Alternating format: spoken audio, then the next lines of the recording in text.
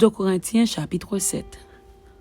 Ayant donc de telles promesses, bien-aimés, purifions-nous de toute souillure de la chair et de l'esprit, en achevant notre sanctification dans la crainte de Dieu.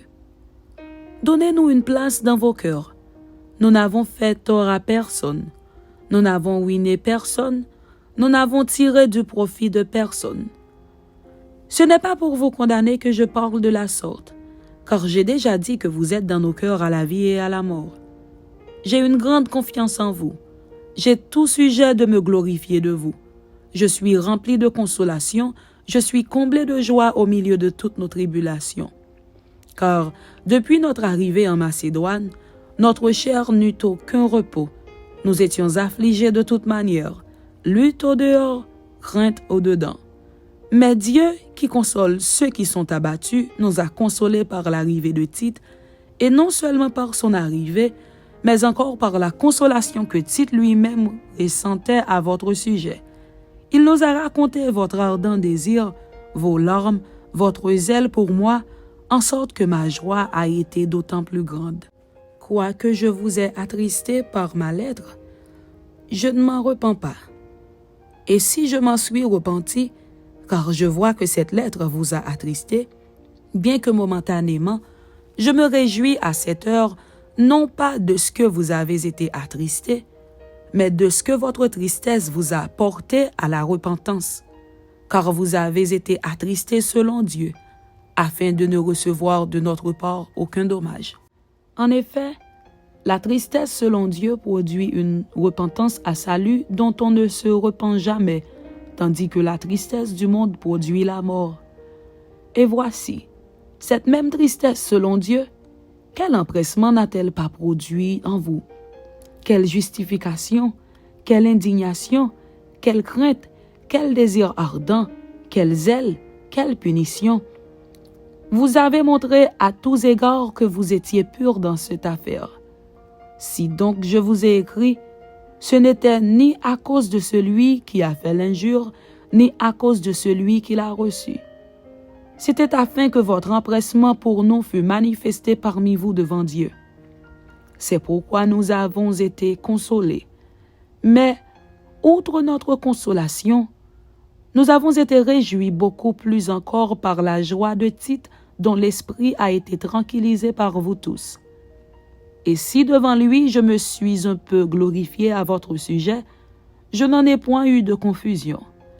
Mais, comme nous vous avons toujours parlé selon la vérité, ce dont nous nous sommes glorifiés auprès de Tite s'est trouvé être aussi la vérité.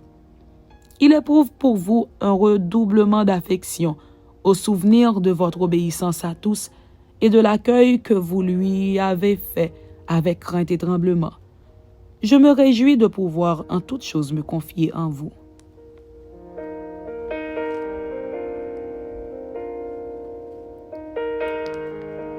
« 2 Corinthiens chapitre 8. Recommandation au sujet de la collecte pour les chrétiens de Jérusalem. Nous vous faisons connaître, frères, la grâce de Dieu qui s'est manifestée dans les églises de la Macédoine. Au milieu de beaucoup de tribulations qui les ont éprouvées, leur joie débordante et leur pauvreté profonde ont produit avec abondance de riches libéralités de leur part. Ils ont, je l'atteste, donné volontairement selon leurs moyens, et même au-delà de leurs moyens. Nous demandons avec de grandes instances la grâce de prendre part à l'assistance destinée aux saints. Et non seulement ils ont contribué, comme nous l'espérions, mais ils se sont d'abord donnés eux-mêmes au Seigneur, puis à nous par la volonté de Dieu. Nous avons donc engagé Tite à achever chez vous cette œuvre de bienfaisance comme il l'avait commencé. De même que vous excellez en toutes choses, en foi, en parole, en connaissance, en zèle à tous égards, et dans votre amour pour nous, faites en sorte d'exceller aussi dans cette œuvre de bienfaisance. Je ne dis pas cela pour donner un ordre, mais pour éprouver, par le zèle des autres, la sincérité de votre charité. Car vous connaissez la grâce de notre Seigneur Jésus-Christ, qui, pour vous, s'est fait pauvre, de riche qu'il était, afin que par sa pauvreté vous fussiez enrichis. C'est un avis que je donne là-dessus, car cela vous convient, à vous qui non seulement avez commencé à agir, mais qui en avez eu la volonté dès l'année dernière. Achevez donc maintenant d'agir, afin que l'accomplissement selon vos moyens réponde à l'empressement que vous avez mis à vouloir.